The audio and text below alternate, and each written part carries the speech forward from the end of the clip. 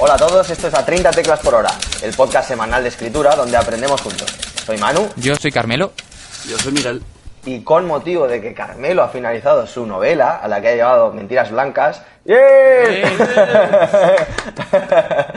hemos decidido hacer un podcast sobre qué proceso seguimos a la hora de dar un nombre a las mismas y también cuáles siguen las editoriales, de qué manera funcionan mejor titular una novela, un poquito para saber mejor cómo hacer esto de cara al futuro, ¿no? Así es. ¿Qué consideraríais que tenemos que tener en cuenta para encontrar un buen título? Empezamos fuerte. Empezamos con una pregunta simple. Yo, por ejemplo, una cosa... A ver, ya a nivel... Como esto va a ser mucho de experiencias personales hoy, yo una cosa que tenía claro para encontrar un buen título es que tenía que ser corto. Yo quería un título corto. Pensaba que cuanto más largo, más complicado era. Para que sonase bien. Entonces, le di muchas vueltas a muchos y al final Mentiras Blancas ha quedado pues como un mix de muchos también. Y porque me sonaba corto y me sonaba bien. Y claro, también tienes todo... Este programa va a ser súper ordenado, lo estoy viendo ya. Sí, ¿verdad? Yo, por ejemplo, tenía también en la mente que algo de relación tenía que tener con el libro, obviamente, pero cada vez que intentaba encontrar el título que yo veía más relacionado, no me sonaba bien. Entonces empecé a darle muchas vueltas, para mí ha sido casi lo más complicado de acabar el libro, ha sido encontrar un título, pero... Y además la gente me decía por redes, pero si el título de pronto te viene y ya está. Mentira, no viene. No, el título se va y tienes que ir detrás de él. Puede venirte, Sí. pero a lo mejor... Pero eso no significa que sea el correcto. Claro, entonces eso es complicado. Bueno, eso y la sinopsis. Espérate, no sé si la tienes hecha ya, pero... No, vamos poco a poco. Lo de la por favor, sinopsis Mike. es un desastre que madre mía. Hombre, yo creo que un título tiene que atraer la atención inmediatamente, ¿no? Por eso las editoriales suelen proponer títulos cortos. El lector potencial apenas tarda unos segundos en juzgar si un libro interesa o no, y junto con la portada y la sinopsis, el título es uno de los elementos fundamentales del diseño. Es decir, tiene que ser sugerente, tiene que sugerir la realidad del libro rápido, ¿no? Y condensar su esencia en pocas palabras. Entonces, por eso se dice eso, ¿no? Que cuanto menos palabras mejor, aunque sí que es verdad que hay libros con nombres muy largos, ¿no? Y además libros famosos. No, sí, por ejemplo, El ingenioso hidalgo Don Quijote de la Mancha. ¡Hombre! ¿Tu libro favorito? Ese es. Pero en realidad es un título... La gente lo conoce por El Quijote, ¿no? Lo conoce muy corto, pero en realidad es un título muy largo. ¿Cómo se nota que es una época pre-Twitter? Porque eso no te cabe en un tuit. Ya no puedes dar la opinión. Claro, si tú pones El ingenioso hidalgo Don Quijote de la Mancha en un tuit, luego puedes poner me ha gustado. Ya no puedes decir nada más, porque no te queda. Si es verdad que la tendencia es a poner como dos palabras que sean o dos sustantivos o sustantivo y verbo, ¿no? En plan, juego de tronos, secreto de los malditos, señor de los anillos, como... Claro. Palabras blancas, has dicho. Mentiras blancas. Mentiras blancas, que es eso, ¿no? Es como mentira blanca. En formato Twitter, ¿no? Es verdad que es a lo que tiende. Sí, esa dicen que es un poco como la fórmula tradicional, ¿no? Porque se recuerda fácil, cosas cortas, ¿no? Y lo que has dicho, sustantivo, adjetivo. Palabras Y por eso radiantes, mentiras ¿no? blancas, secretos malditos. Fíjate, es No, que pues, además sí. se recuerda rápido, ¿no? Eso es. Luego, lo único malo del título largo que solo funciona si es chocante y tiene sentido. Son títulos difíciles de recordar, por eso tiene que ser algo que llame la atención y se quede, ¿no? También hay títulos de una palabra. Sí. Sí, eso también llama la atención, sí. Por ejemplo, Rayuela, de Cortázar, ¿no? Pero de esta manera a lo mejor tiene que tener más potencia, ¿no? Tiene que ser más fuerte la palabra. Claro, por ejemplo, Neil Gaiman, que tiene Neverwhere y tiene Stardust y todos estos también, que Eso también es. son palabras muy fuertes. Y además, por ejemplo, títulos que yo me alegro de que no se traduzcan, porque yo creo que en español perderían ese impacto. Porque no hemos decir polvo de estrella, ¿no? Que Stardust queda muy bien.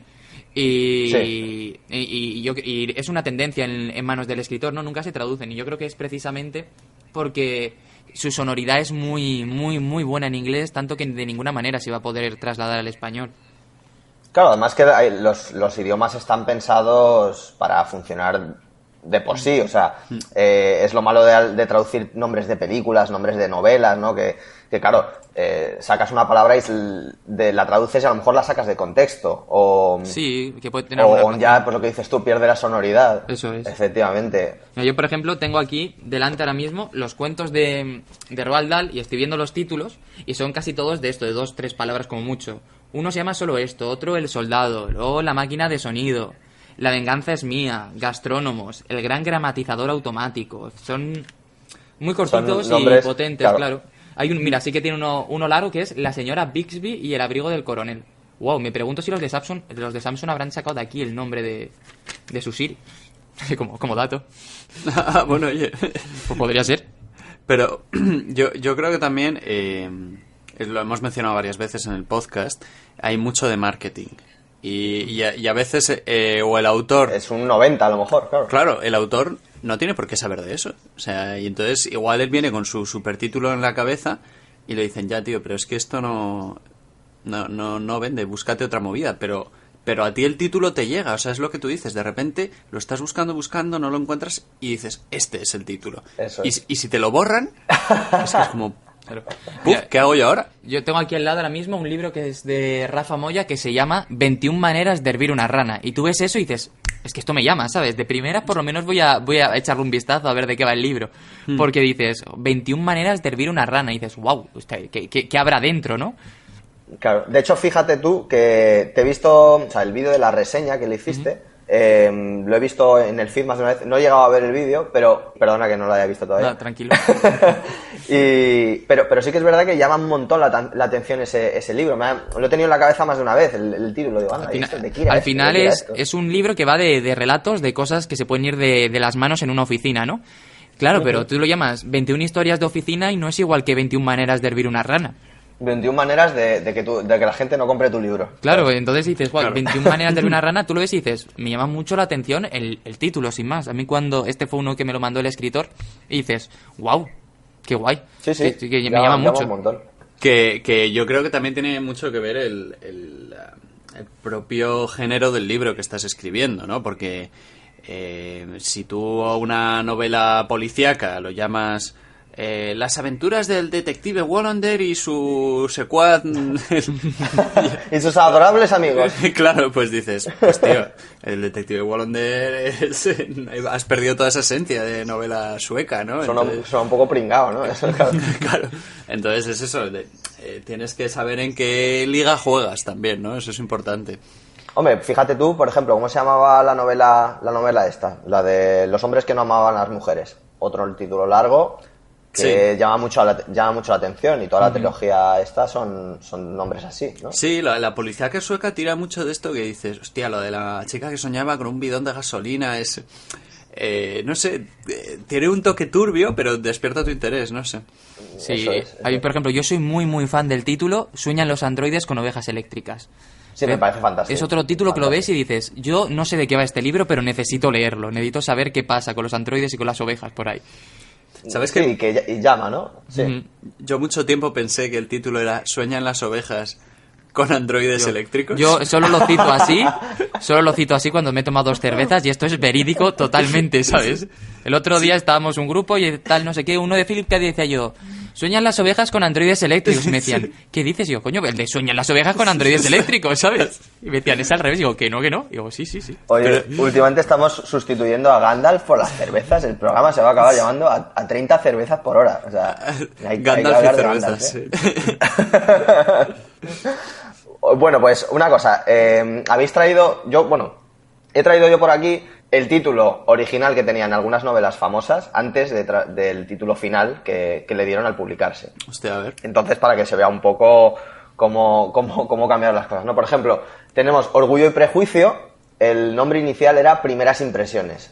Es que Orgullo y Prejuicio suena muy fuerte. Sí, es mucho Suena mejor, muy fuerte. sí. Y Primeras Impresiones, además que la primera impresión es una mierda. Sí. ¿Sabes? O sea, sí que es verdad que no te dice nada, ¿no? Ese es el tema. Me gustaría analizar un poco esto porque me parece que es interesante entender por qué lo cambian, ¿no? Primeras impresiones es que puede referirse a tantas cosas, ¿verdad? Sí, al final con primeras impresiones es lo que tú dices. Parece que depende mucho de la concepción que tenga una persona, ¿no? De una primera impresión, pero en cambio tú lees Orgullo y Prejuicio, ¿sí, no?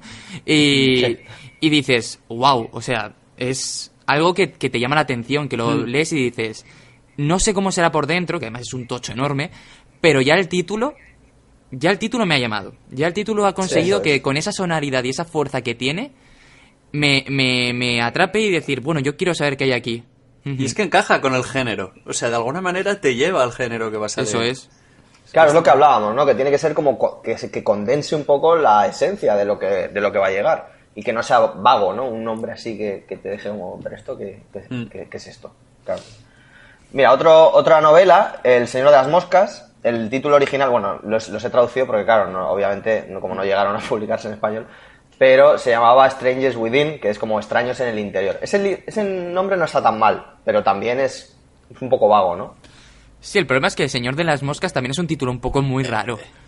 Es raro, pero es por eso es fuerte, ¿no? Porque tiene Sí. sonoridad, es decir, que como que El Señor de las Moscas. Yo me acuerdo que lo leí en el instituto y yo me acuerdo cuando nos lo mandaron los profesores que era El Señor de las Moscas. Claro, yo no había escuchado hablar de él nunca. Y decías, Señor de las Moscas, ¿qué puede ser esto, no? Claro. Y luego lees y ves a los niños en la isla y todo lo que cuenta y dices, wow. Sí.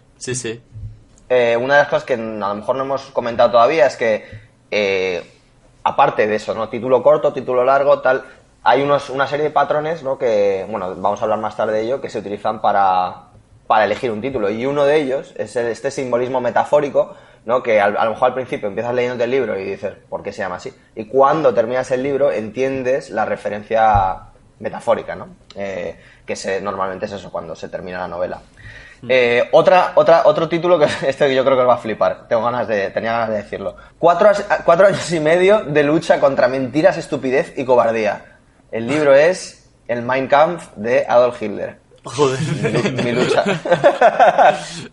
Estaba ya narrativo el Adolf antes de empezar. Empieza bien Adolf con esto. 4 años... Yo creo que estaba todo chinado el tío, enfadado ahí, que es mentiras, estupidez. Yo, fuera de bromas, es un libro que recomiendo mucho leer, que está interesante. Sí, dicen que es un manual de sociopolítica impresionante. Yo me lo he leído y a mí, no voy a decir me gustó porque quizás no es la palabra, pero aprendí. No, te puede gustar sin, o sea, vamos a ver, el problema es que ya desde las primeras páginas sabes a lo que va, porque hay las 20 primeras páginas es todo el odio que hay contra Austria, ¿sabes? Todos los 4 años y medio de lucha, ¿no? Contra mentiras y estupidez. Al final Hitler era un líder, así que... Claro, pero es interesante, es que la gente cuando empieza con estas cosas, ¿no? No, es que es antisemita. Sí, no significa que compartas eso, ¿no? Pero necesitas saber cosas sobre cómo funciona la sociedad, cómo funciona la mente humana, ¿no? Sí, no, a mí me parece Hitler un claro ejemplo de una persona con magnetismo, una persona que supo aprovechar el momento y que al final pues se le fue de las manos, obviamente, pero durante mucho tiempo consiguió que Alemania se levantase de donde estaba, que al final es por lo que surgen este tipo de movimientos. Entonces, a mí, por ejemplo, el movimiento nazi desde fuera es algo que me atrae mucho a nivel estético, a nivel histórico. Sí, que es fascinante cómo surge, ¿no? Hay un humorista llamado David Broncano que dice que todo lo nazi mola excepto un nazi de verdad. Qué grande, efectivamente. No hay mejor manera de expresarlo. Que entonces ya lo ves y dices, uy, me voy de aquí. Pero viene a ser eso. Y, hombre, pero es que al final, es lo de siempre, un gran economista se va a leer el Capital de Marx, se va a leer todo y luego lo va a analizar desde su punto de vista. Entonces tampoco tiene sentido que... Tenemos ya una mentalidad, tenemos asumido lo errado de ese libro, pero bueno, si le pones en un contexto... Y ese título, pues realmente a mí me parece sorprendente, o sea... Sí, ¿verdad? Me imagino diciéndole a Hitler, sus colegas, oye, igual es un poco largo, ¿no? Para que entre en la portada. Y si lo llamas así un poco como mi lucha, bueno, vamos a dejar de hablar ya de Hitler, que a lo mejor nos van a quitar el contrato con Disney, como le pasó a PewDiePie, y nos cierran el podcast. Vamos a hablar de Gandalf, mejor. Ya, otro libro que cambió de título fue también 1984, de George Orwell, que se iba a llamar El último hombre de Europa. Y él dijo... O sea, se cambió el nombre sobre todo porque como creo que se publicó encima antes en Estados Unidos que en Inglaterra al final, que le dijeron los editores americanos que llamándole el último nombre de Europa iba a tener menos fuerza por el hecho de que claro, era como algo de fuera, ¿no? La gente a lo mejor de Estados Unidos no le interesaba tanto. Y al final lo acabaron llamando 1984, aunque lo que sí se sabe es que George Orwell fue bastante reticente al cambio porque él no había dado ninguna referencia temporal en el libro, no quería que se ubicase, a pesar de que hay gente que dice que se trata de Londres, tal, no sé qué. Pero bueno, yo creo que al final fue ese título porque se publicó en 1948 y dijo el editor, ¡pum!, pues le damos la vuelta a los últimos 2 números y ya está. Pero luego no llega a decir nada sobre el año dentro de la novela. Porque no hace ninguna referencia en tiempo. Vamos, que yo recuerde y lo busqué alguna vez y todo el mundo dice que no, igual por algún detalle, algún factor o algo, si se sabe, ¿no? Se supone que está ubicado después de la Segunda Guerra Mundial, en un mundo en el que necesita, que se da cuenta alguien de que la única forma de unir a un país es teniendo un enemigo común, ¿no? Y que a partir de ahí empieza a desarrollarse todo lo demás. Es una locura, luego cuando van cambiando, que si la guerra es contra tal, igual, pero es fascinante, ¿sabes? Es uno de los mejores libros que he leído nunca, vamos. Pero sí que, por ejemplo, el último hombre de Europa sí que me parece un título bastante sugerente, ¿no? Pero... Claro, no, lo cambiaron por eso, por cuestiones de marketing en Estados Unidos.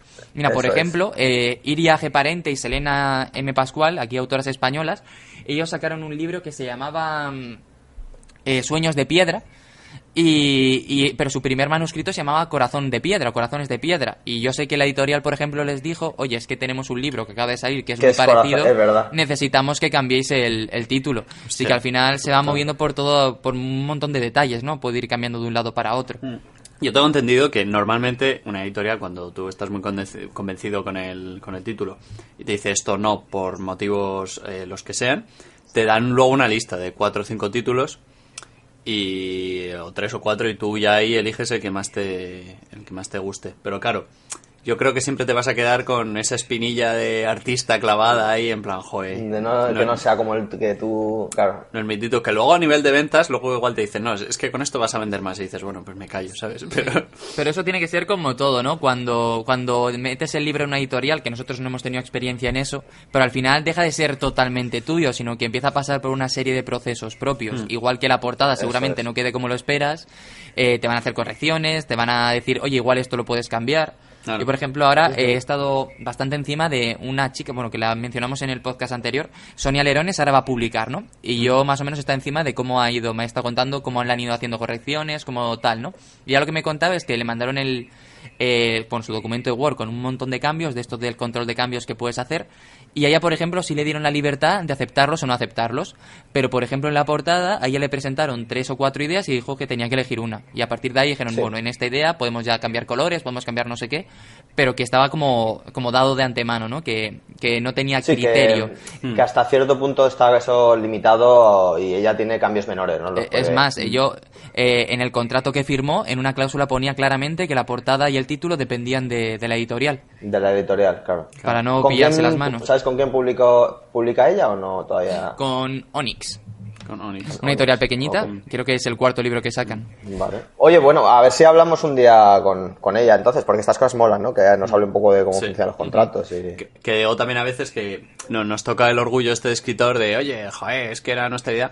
Pero bueno, claro, en realidad están haciendo una inversión, están tomando un riesgo, ellos son los que saben de marketing, tienen un tío que ha estudiado eso, entonces claro, muchas veces, aunque nos joda, pues es un profesional, entonces incluso tenemos que escucharles muchas veces, aunque nos dé un poco de rabia. Claro, si es como con el corrector, que molesta que te toquen las cosas, pero la realidad es que lo están haciendo para ayudarte a ti. El editor nunca te va a dar un título para que no vendas, sino todo lo contrario. Eso es lo que quieres que venda, efectivamente. Claro. O sea, de hecho, es un buen ejercicio, también aceptar estas cosas. Igual que es bueno aceptar críticas, aceptar cambios que uno no quiere por el bien del producto, yo creo que es un buen ejercicio para entrenar, ¿no? Es muy sano, porque al final cuando tú acabas un libro o haces algo que le has dedicado tanto tiempo, tú, quieras que no, un poco subidito lo tienes, en el sentido de he conseguido hacer esto, tal. No, me refiero. Pero... Que es verdad, pero me hace gracia como lo has dicho. No, pero es verdad, sí. Claro, tú acabas el libro y cuando yo acabé el libro el otro día, me estuve durante un rato diciendo, ¡buah! Soy el puto amo, ¿sabes? O sea, tal cual, con ese pensamiento de esa satisfacción que tienes de haber dedicado tanto tiempo a un proyecto y haberlo acabado y dejarte sentirte bien, ¿no? Dejarte disfrutarlo. Claro. Entonces, que llegue alguien y te diga, oye, chaval, que sí, que lo has hecho, pero tal, no pasa nada. Yo creo que es sano y que es algo a lo que está bien, ¿no? Que al final te interesa también, que te den el golpe y que te vuelvan a meterte ahí en los pies en la tierra. Y de hecho esto hablábamos una vez, es que al final nos metimos en críticas, pero bueno, vamos a hablar de esto en un momento y seguimos adelante. Pero sí que es verdad que el hecho de coger, de escuchar la crítica y decir, mierda, ¿no? Llega un punto que yo, por ejemplo, eso, ahora lo hago a bien. O sea, de hecho, a Miki le he mandado eso. Ahora, como te comenté, la otra novela me gustaría que me hicierais los dos el lector de Lector Cero. Y ahora ya lo hago y cuando recibo esas críticas, me gusta leerlas, me lo tomo de otra manera, ¿no? Con una cosa, un aspecto positivo, porque claro, en el fondo tú sabes que eso va a mejorar y estás viendo una parte de ti mismo que normalmente no ves. Entonces, yo creo que esa es la manera correcta, ¿no? Un poco de tomárselo. Sí, yo creo que al final tú en cualquier cosa en la que te expongas tienes que aceptar que te van a criticar, o sea, tienes que aceptar las críticas, quiero decir, y sobre todo tienes que estar dispuesto a aprender de ella, porque como te cierres en banda, además de que lo vas a pasar mal, porque todo el mundo va a tener una opinión sobre lo que hayas hecho, no vas a aprender. Entonces, si no, lo bueno que te critique alguien, además, en un proceso como un lector cero, es que justamente lo están haciendo para apoyarte, igual que lo que hablábamos del título, que a lo mejor te puede decir el editor, oye, perdona, pero es que ese título es malísimo. Y tú dices, ya, pero es que en mi cabeza tal, y dices, ya, pero si es que yo quiero darte un título, quiero ayudarte con el título para que vendas. Y igual que cuando te ayudan con la portada, yo te di estas ideas no para cambiarte la concepción, sino porque creemos que con esto vas a llegar a más gente con la historia de dentro, que al final es lo importante. Claro. Efectivamente, claro. Sí, de eso se trata. O sea, ellos quieren vender, ¿no? Bueno, os voy a decir... no, iba a preguntar, pero quedaba otro título antes de... para cerrar esto, sí, me faltaba uno más por decir. Sí, que cuenta que... Es el último y pasamos al siguiente apartado. Pues me pareció bastante curioso, sobre el nombre original de El Gran Gatsby. Era una cosa muy rara. Timalquio en West Egg. Normal que lo cambiasen, tío. Normal que lo cambiaron. Pero ¿quién es Timalquio y quién es West y dónde está eso de West Egg? ¿Sabes?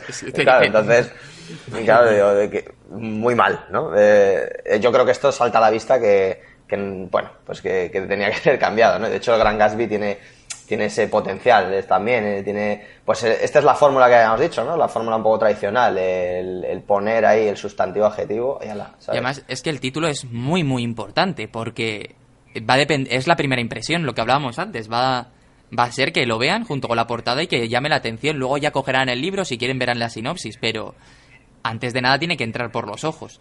Y claro, si se llama como el último que has dicho, pues no llama. O sea, ¿cómo sea ese número? Es que yo me acuerdo una vez, o sea, no es tan relacionado con la literatura, pero sí que va de títulos, ¿no?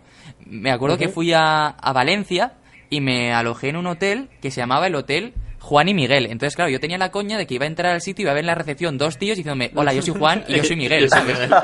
Y claro, y decías, es que no me llama la atención como para entrar, me parece como, tío, llámamelo de otra forma. Juan y Miguel. Y yo creo que con los libros pasa lo mismo al final. De hecho, había un meme por ahí que me ha hecho mucha gracia porque también habla de titular cosas, en este caso un bar, ¿no? Y se llamaba Jarra y Pedal. En vez de Jara y Sedal. Entonces, joder, es un nombre cojonudo, la verdad. O sea, claro, pero puedes tirar también por el humor, claro. Entonces, claro. Pero bueno, eso es un bar, ¿no? Oye, ¿y por qué títulos habéis pasado vosotros antes de llegar al vuestro? O sea, decid el vuestro. Perdona que dinamite un poco el guión de Manu, pero... No, para nada. ¿Qué títulos habéis tenido antes de llegar al vuestro? No, dale, Manu. Pues, a ver, es que lo estoy intentando pensar y ahora mismo no me acuerdo, pero... O sea, de hecho, salió... El secreto de los malditos salió bastante pronto, la verdad. Es bueno, ¿eh? A mí me gusta. Claro, yo estaba intentando introducir todo lo posible palabras que contuvieran ese suspense, ¿no? Entonces, yo creo que en ese aspecto hice buen trabajo, salió pronto. Joder, si me acuerdo a lo largo del podcast lo diré, pero no, sé que tenía un título antes que es... sí. El Valle de las Flores de Fuego, y se iba a llamar la primera... También está chulo. Es verdad, está muy bien también. Valle de las Flores de Fuego. Y ese me lo guardé por ahí. Lo que pasa es que cambió, porque sobre el camino, al final una cosa iba a ser otra, y al final descarté el título, pero me gustó, y lo tengo ahí guardado para otra historia. Pero bueno, eso es lo que estábamos hablando, ¿no? En El Secreto de los Malditos dije, vale... Y pensé, El Señor de los Anillos, El Nombre del Viento, dos de mis libros favoritos. ¿En qué coinciden, no? Pues es un poco esa fórmula básica, ¿no? Del sustantivo con el tal. Y dije, a ver, vale, pues esas dos palabras que hay, esos dos sustantivos, tienen que ser sustantivos que contengan mucha sustancia, ¿no? Valga la redundancia. Y claro, secreto y malditos, y sobre todo porque en la novela tiene sentido, pues llama mucho, ¿no? Un secreto, malditos, ¿por qué malditos? ¿Qué es ese secreto, no? Entonces de ahí surgió la historia.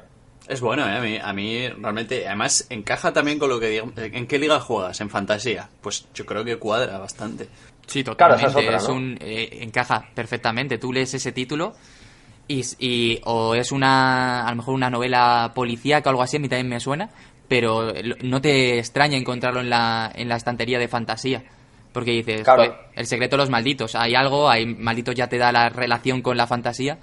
Eso y es. a mí me parece muy bueno. Igual que me gusta mucho el anterior que has dicho también. El de las flores de fuego. Ese Sí. es que sonaba bien también, por eso me Es costó lo que desprenderme un dices, poco. es muy sonoro, tiene mucha fuerza ahí. ¿Y tú? Porque tú has llegado hace una semana, ¿no? Hace una semana, qué optimista. Hace unas horas. Yo llegué al título cuando acabé la revisión el otro día, puse el punto y final y se me ocurrió. Porque al final, lo mejor que ha tenido el archivo de Word donde he ido haciendo todo esto es que ha cambiado de nombre más veces que yo, prácticamente. Y empezó siendo, yo me acuerdo porque al final en el libro yo tenía claro dos cosas para el título. La primera, que no quería que hiciese mención a ningún momento temporal, porque al final sí que hay momentos temporales que dentro del libro son importantes. Por ejemplo, hay una Navidad que es muy importante, pero no quería que hiciese referencia a una Navidad, porque no quería que la gente lo ubicase como un libro para leer en Navidad, por ejemplo. Y Sí. otra cosa que tenía claro es que hay como dos elementos muy importantes en el libro, que es la tiza de pintar en las pizarras, y el Sí. mar. Entonces quería algo que por lo menos uno de los dos estuviese representado, ¿no? Entonces se empezó a llamar, yo me acuerdo en sus primeras versiones, bueno, primero fue Proyecto A porque no sabía cómo llamarlo. Y a partir de ahí evolucionó a Mares de tiza blanca, pero lo leía y decía, no me gusta, no sé qué. De ahí pasó a ser Luceros de tiza blanca, que dije, bueno, me gusta más, pero tampoco me acaba de convencer. Se convirtió en Luces después. Y luego ya Mentiras Blancas. ¿Por qué? Pues porque ese fue el que salió y me lo escuché a mí mismo decir. Y dije, me gusta. Y se lo comenté a un par de amigas y que son las que están haciendo el lector astero. Y me dijo una, bueno, hasta que no me lo lea no te puedo decir. Y digo, gracias por leértelo. Y la siguiente me dijo, este me gusta. Así que ahí se quedó. Mentiras Blancas me parece un título súper bueno, ¿no? Por el tema de mentiras, que es como algo negativo, pero el blancas, el adjetivo, le cambia el valor a la primera palabra. Entonces queda sugerente, queda atractivo, ¿no? Vamos a decir, ¿por qué blancas? ¿Qué es lo que es diferente? Lo que ¿no? me preguntaron, que yo no había caído, es que claro, white lies es mentiras piadosas en inglés, y yo eso no Sí. lo había ubicado antes de ponerle el título, pero luego lo pensé y dije, pues mira, pues el que haga la relación tampoco va a ir muy desencaminado, así que me parece bien. Pues nada, a ver si nos lo leemos y ya Sí. y hablamos más de ellos, pero vamos. Y tú, Miki, La calle de las mentiras, también yo creo que bastante bueno también. Sí. A ver, aquí nadie es un experto en titular cosas, pero por lo menos Pero somos perspectiva, expertos en elegir libros para leer, entonces Y en- esa es la experiencia que eso llevamos. es. Y en elegir cervezas. Pues tío, a mí me pasaba un poco lo mismo. Esto era Proyecto A, luego pasó a ser Proyecto A avanzado, Proyecto A definitivo, Proyecto A definitivo 2, Proyecto definitivo... Esto sí que sí, Proyecto esto sí que sí. Entonces al final tenías ahí un título. Decía, bueno, este lo tengo que llamar de alguna manera. Y entonces al principio lo llamé personas non gratas, ¿sabes? Pero luego me rayé, en plan, es que non grato es latín y a lo mejor en latín el plural no se dice personas. Y digo, bueno, yo lo dejo así y ya se me ocurrirá algo. Y nada, mi madre lo leyó y me dijo, joder, pero es que más allá de que tu libro sea Segunda Guerra Mundial, historia, tiene ahí un poquillo de suspense de qué pasará con cierta gente y demás, en realidad va de una calle que está todo el mundo mintiéndose los unos al otros, haciéndose pasar por nazis, ¿no? Entonces... Es una calle donde todo el mundo miente, y la calle de las mentiras y nada. A mí me gusta mucho el título. Me parece sí, también sí. que representa mucho todo lo que quieres contar. Sí, definitivamente. El de personas no gratas, yo lo siento, pero ese es malo, ¿eh? Claro, pero yo no sabía qué hacer, tío. Claro, es el típico básico que te pones ahí y dices, bueno, ya lo pensaré, ¿no? Sí, yo creo que es que lo hemos mostrado bastante bien, que es un proceso, que tú vas eligiendo uno y se te van ocurriendo constantemente y vas perfilándolo hasta que tienes algo que más o menos te guste. Eso es. Otro que barajé también al principio era el club de los que están por debajo, pero también Muy era- largo. que no. Nada, sí, se me da fatal. El club de Eso los que está- están por debajo. Sí. Pero bueno, la calle de las mentiras, que creo que realmente... Quedó fantástico. Sí, a mí me parece súper bien. Lo de las non gratas, me acuerdo que tiene que ver eso con una parte de la novela que hablan de que le van a considerar non grato a más de uno, ¿no? Algo así. Si siguen... Sí, me acuerdo yo que tiene relación, pero sí que es verdad que la calle de las mentiras es que es súper... encaja súper bien, ¿no? Con la temática. Estoy pensando Bueno, sí. yo ahora, ahora antes de que sigas lo último, que si ya es complicado elegir un título, imagínate hacer una saga, elegir el título de una saga, que te lo tiene que ubicar todo, Sí. y luego ir eligiendo los títulos por novela, porque claro, Harry Potter, por ejemplo, no tiene mucho más, porque al final es el nombre Claro. del mago. Pero, joder, Canción de Hielo y Fuego, que se te ocurra eso y que además es algo que empieza a tener importancia bastante más allá y luego ir eligiendo Sí. cada uno, y eso que a mí Juego de Tronos como nombre me parece súper potente. Sí.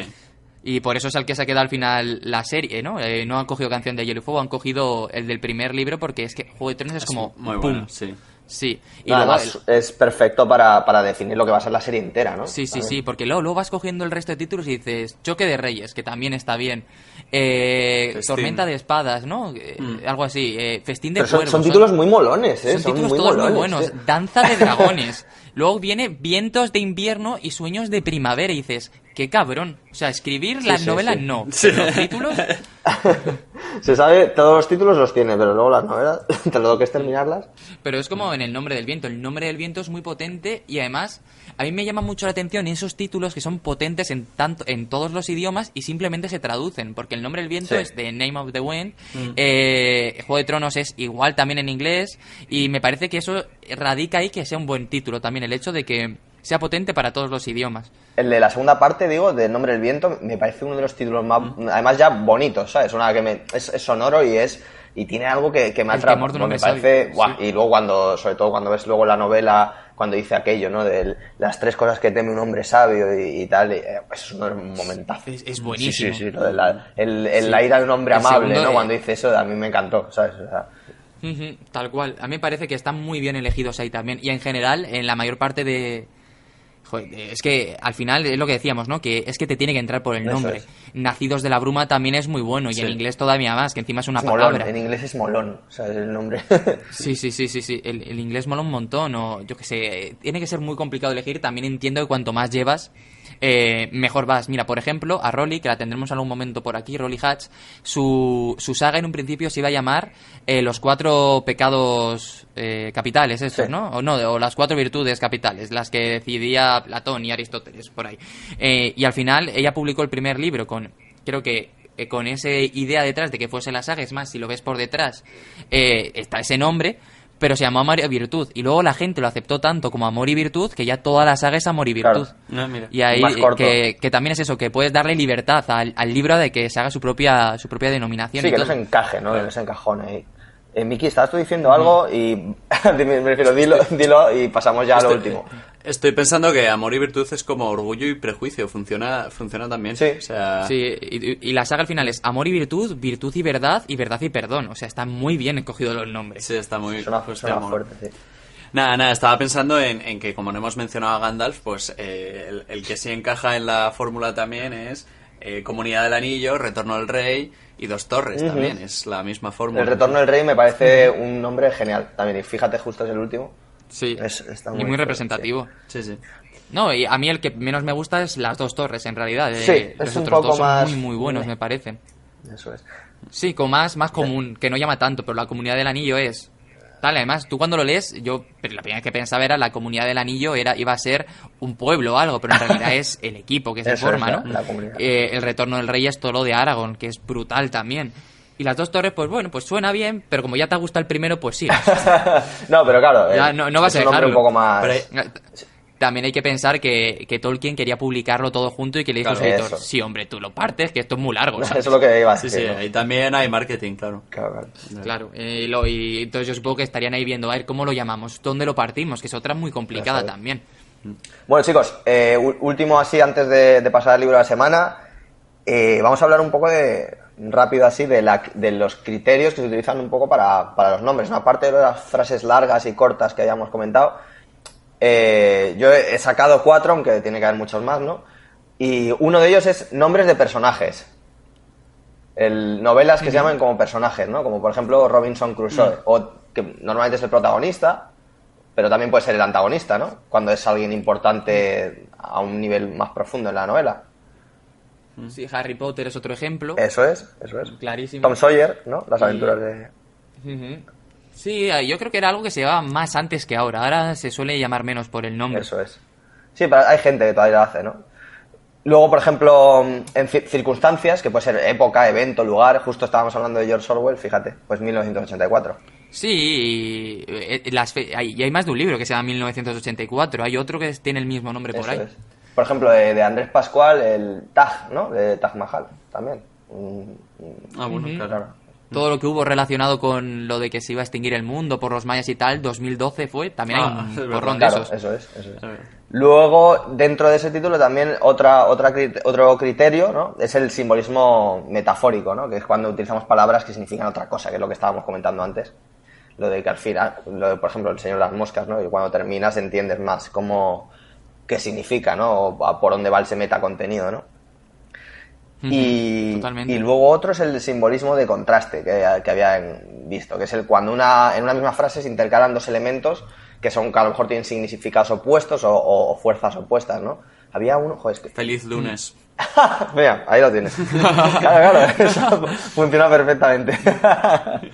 No, pero Orgullo y Prejuicio, por ejemplo. Eso es, perfecto. Me parece muy claro.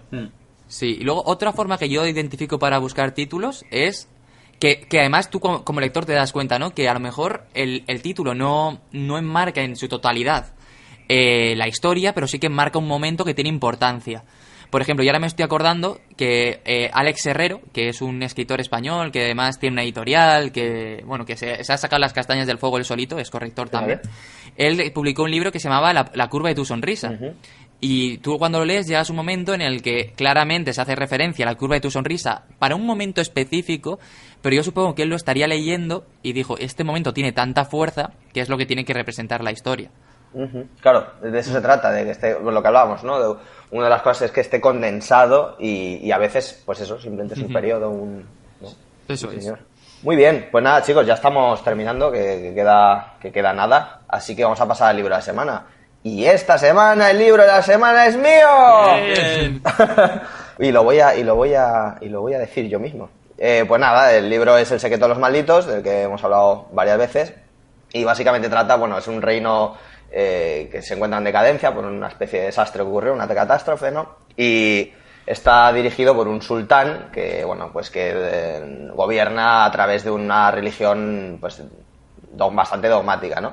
Entonces, este sultán ha conseguido atrapar a un niño de un clan de los malditos, ¿no? Que estábamos hablando, y se supone que ese niño conoce la clave, o conoce un lugar, gracias al que el reino puede volver a lo que era antes de la catástrofe, ¿no? Entonces, el tema es que se suceden unos asesinatos después de su captura y el sultán contrata a un mercenario del reino que se llama Cuervo para que solucione los misterios, pero luego resulta que eso también está relacionado con el niño, con el pasado del personaje y pues así es como se comienza la historia. Básicamente me he basado un poco en culturas en Marruecos, en los tuareg, he cogido un montón de los tuareg, he cogido mucho de la España andalusí, de hecho es un poco un símil entre un poco lo que es el España del norte y del sur durante la Edad Media, entonces ese mundo, ¿no? del secreto de los malditos está un poco basado en eso, pero desarrollado de una forma más fantástica, ¿no? Mira, un día y contigo a la cabeza tenemos que hablar de cómo influye viajar a la hora de escribir. Sí, porque tú eres el claro ejemplo, tú tienes un blog de viajes que lo hemos hablado muchas veces, que es Mundo Viajero, y yo creo que esa visión, eso de haber estado en tantos sitios, esa perspectiva que tienes de conocer mundo, te tiene que ayudar muchísimo a la hora de escribir, y seguramente en este libro se plasme, y creo que puede ser un programa muy chulo. Pues eso lo haremos, sí señor. Me parece fantástico, porque además que Miki también viaja mucho y también de este tema, ¿no? Y yo creo que entre los tres podemos hacer un buen programa de eso, sí, me ha gustado la idea, macho.